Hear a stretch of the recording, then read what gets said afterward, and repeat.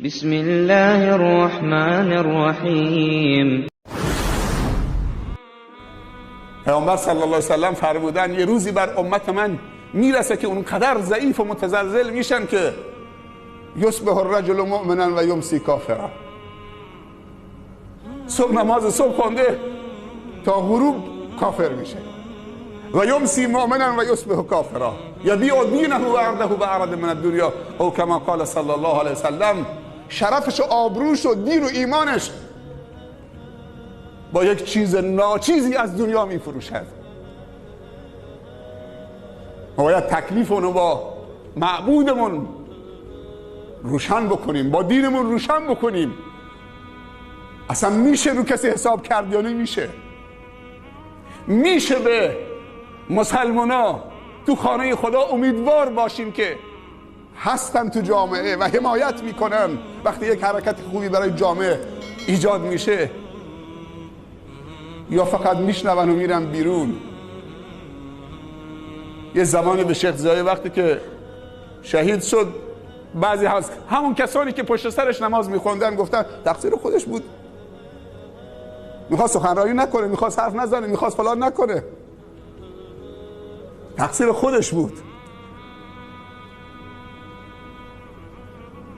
جامعه‌ای که به استقبال لوطی میره، اول شهر زن و مرد ساز میزنه، همه دستمال بازی میکنن، به استقبال لوطی رفتن، قوال رفتن، بهترین ماشین براش فرستادن. آیا میشه رو همچی جامعه حساب باز کرد؟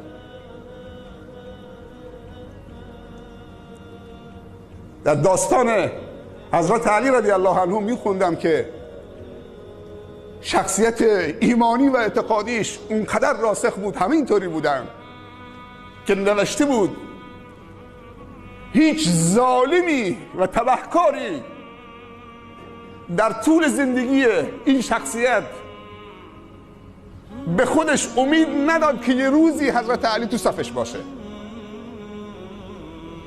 بتونه اونو به دست بیاره، و هیچ مظلومی صاحب حقی ناامید نشد که این شخصیت یه روزی پشت اونو خالی بکنه.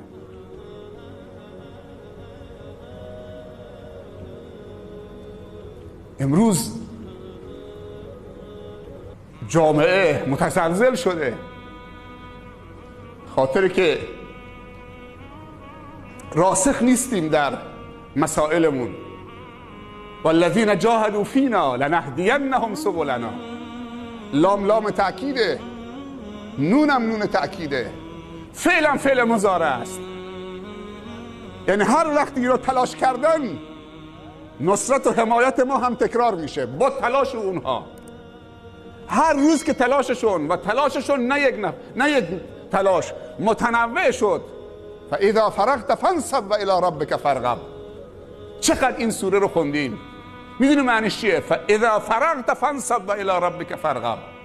میگه هر وقتی که از کار خیری فارغ شدید، نگذار بین کار خیر تو و مفید تو با کار خیر بعدی که شروع میکنید فاصله بیفته، فراغ بیفته. وقتی فاصله افتاد تو سرد میشید. میگه کار خیر و پایانش آغاز یک کار خیر دیگر شروع بکن که به هم وصل باشه. و میگه فنصب. فنصب یعنی چی؟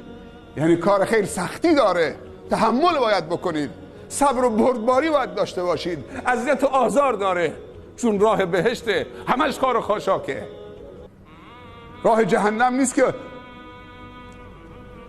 اتوبان و جاده اسفالت بدون دستانداز و موانع باشه، که آسفالت و استاندارد بدون دستانداز و موانع، چون راهش راه شهواته.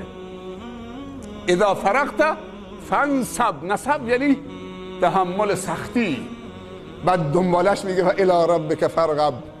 اگر میخوای از کارها برکت و بهره ببرید، باید اون کارها رو رنگ و بوی خدایی بهش بدید. حتی اگر معلم زبان انگلیسی هستید، معلم نقاشی و طراحی هستید. یه زمانی استوانه‌های قدیم وقتی مسجد درست میکردن، خودش با کارگراش میرفتن وضو میگرفتن، خشتای مسجد رو میگذاشتن. ولی امروز مهندس تو مسجد هم داره محراب رو تنظیم میکنه، سیگارشو دود کرده. خیلی چیزها به هم خورده. یک توبه جانانه لازمه. و الی ربک فارغب. تو هر کاری مشتاق و راغب الی الله باش، راغب به سوی پروردگارت باش. لنهدینهم سبلنا. جالبه که خداوند میگه ما راههای منتهی شده به خودمونو نشونش میدیم، باز میکنیم براش. مگر راه رسیدن به خدا یک راهه؟ صدها و هزارها راهه. حتی یه لبخندی که یک غمی و یک باری را از برادری سبک بکنید، یه لبخند، اینم یکی از راههای رسیدن به خداست. تبسمک فی وجه اخیک صدقه. یه لبخند تو صورت برادرت بزنید، یه حرف خیری، جواب سلامش درست بدید، مصافحه درست باش بکنید. اینا همه راههای رسیدن به رضای خداست. پس یک راه نیست. نماز یک از راه هاست، روزه یک از راه هاست، زکات یک از راه هاست، صدقه یک از راه هاست، نوازش یتیم یک از راه هاست، علم یک از راه هاست، مهمان نوازی، سخاوت، شهامت و کاری به کافر و مسلمان نداره. انسان 3 تا رحم داره. انسان 3 تا برادر و خواهر داره. یک خواهر خویشاوندی، برادر و خواهر خویشاوندی، 2 برادر و خواهر همکیش و مسلمان، و 3 برادر و خواهر هم نوع و انسان کافرم باشه. شما میدونید این حصاری که بر غزه ایجاد کردن 3 سال الان، تو این کشتی آزادی 600 نفر بودن تو یک کشتی.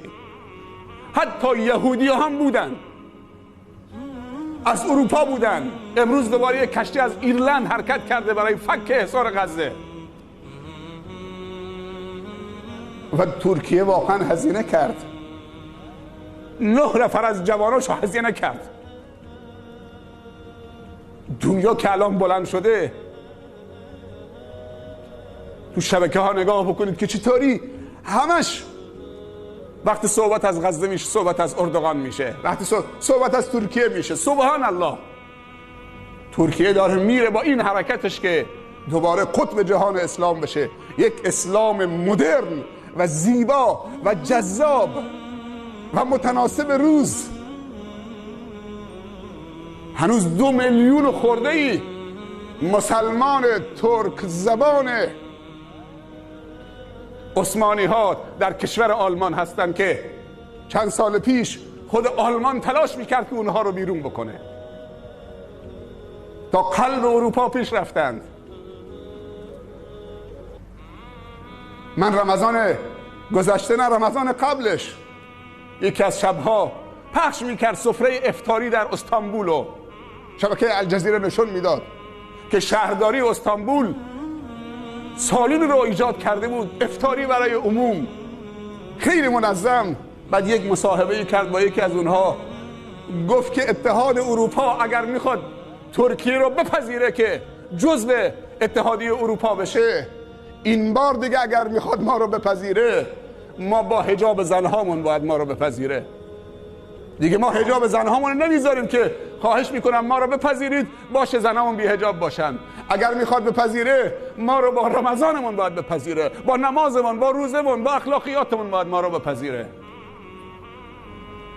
جوانای عزیز، خصوصا اکثر این جمع دانشجوها هستن. 4 تا جهاد، 5 تا جهاد داریم. آخر آیه میگه و ان الله لمع المحسنین. هر کسی که نیکوکار باشه، نگفته عرب باشه، عجم باشه، حاکم باشه، محکوم باشه، تاجر باشه، فقیر، نه. و ان الله لمع المحسنین والذین جاهدوا فینا لنهدینهم سبلنا.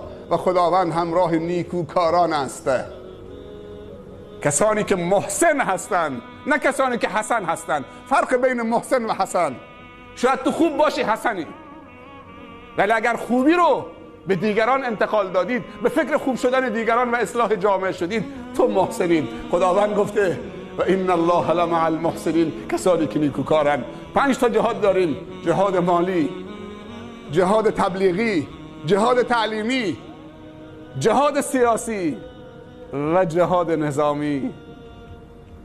و جهاد نظامی 5 تا جهاد: جهاد مالی، خانه 10,000 تومان 20,000 تومان هزینه بکنید؟ یا میگی باید برای مکتب خانه بچه ها مخیر پول بده؟ پول لواشک و پفک و چیپس و بستنی و آب میوه‌اش خودت میدید.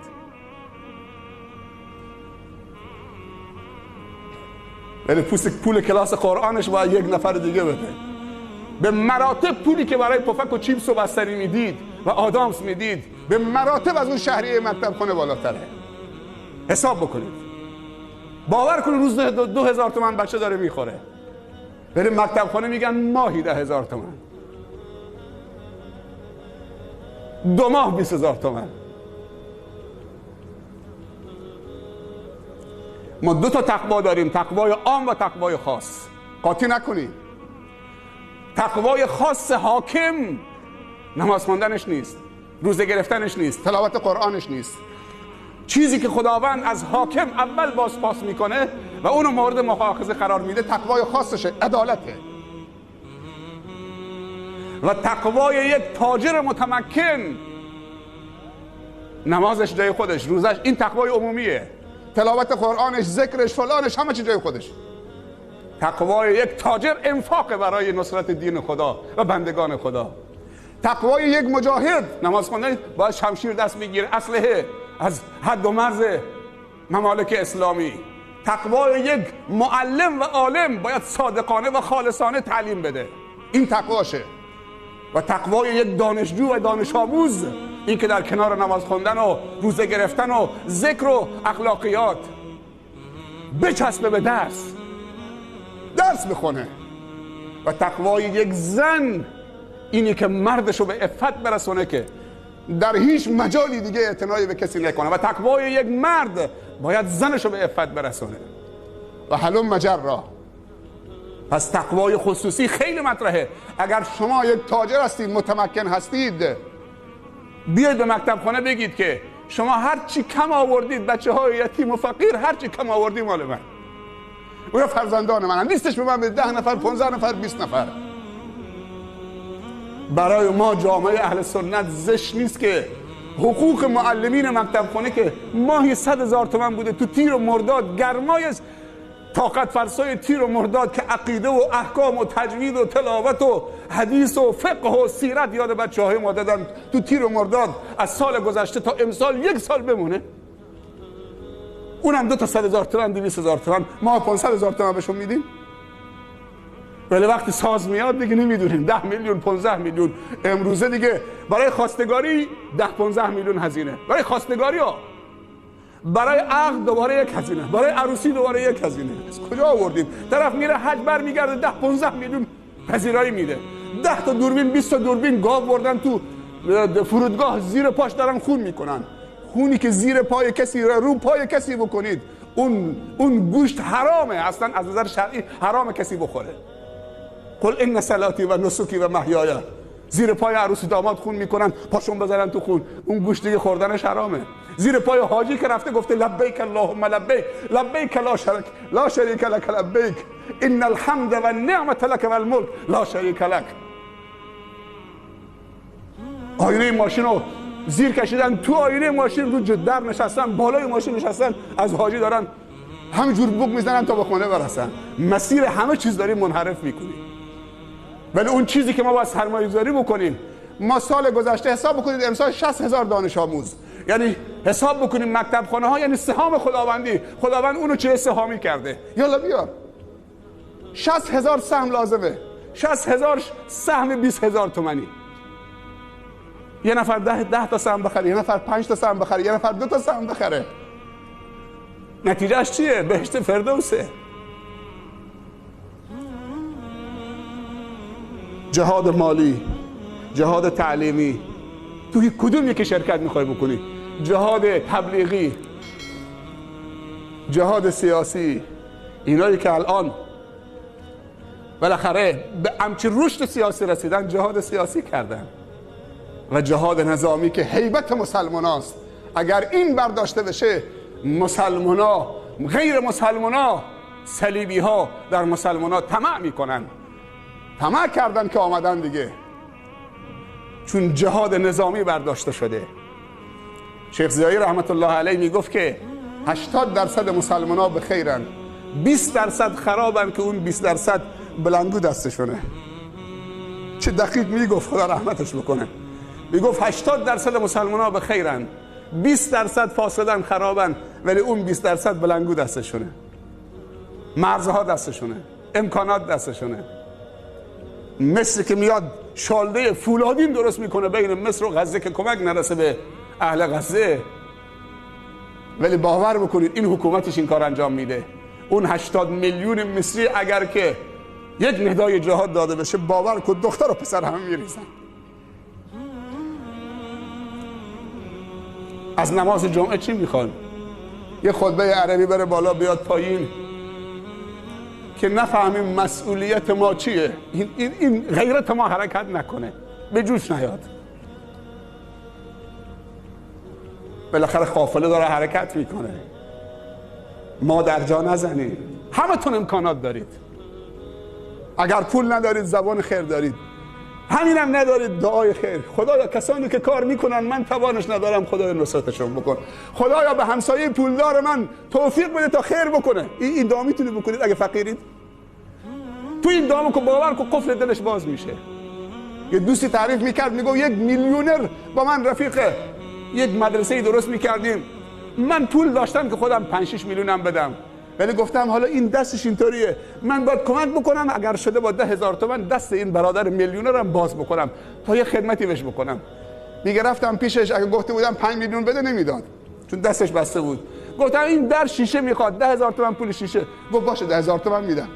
میگه من پول شیشه نمیخواستم 10,000 تومان، من میخواستم که این دست با 10,000 تومان باز بشه.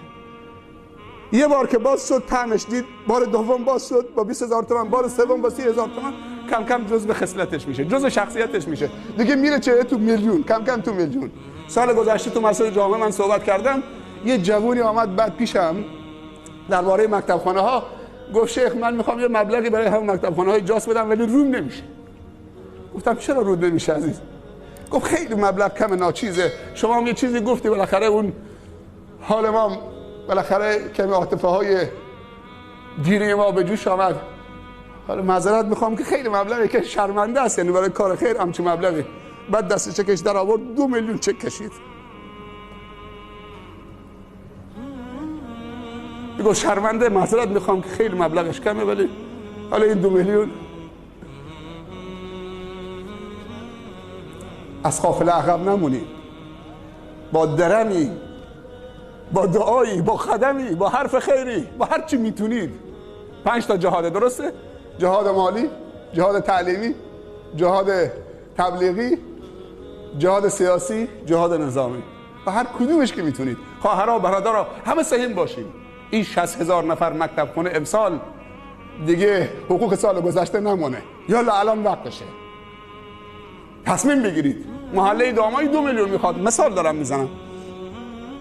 خب روستاهای دیگه هستن، مناطق دیگه هستن که بیشتر میخوان. قرار نشده که 50 میلیون تو دامایی فقط برای دامایی، هرچی اینجا لازم هست مصرف میکنیم. جاهایی که حتی بعضی روستاها رفتیم رحلشون، میدونید چیه رحلشون؟ حالا اینجا ما پروژکتور نوردیم که نشونتون بدیم. رحلشون حلب روغنه، قوطی روغنی اینطوری وسطش خم کردن، رحل گذاشتن. رحلشون دمپایی نداره. باید این عاطفه ما بالاخره، این حس خفته ما باید یک تلنگری بخوره، بیدار بشه دیگه. بالاخره وقتی بیدار بشه که مفید باشه، اما غیر مفید باشه دیگه فایده نداره. موفق و مؤید سربلند باشید.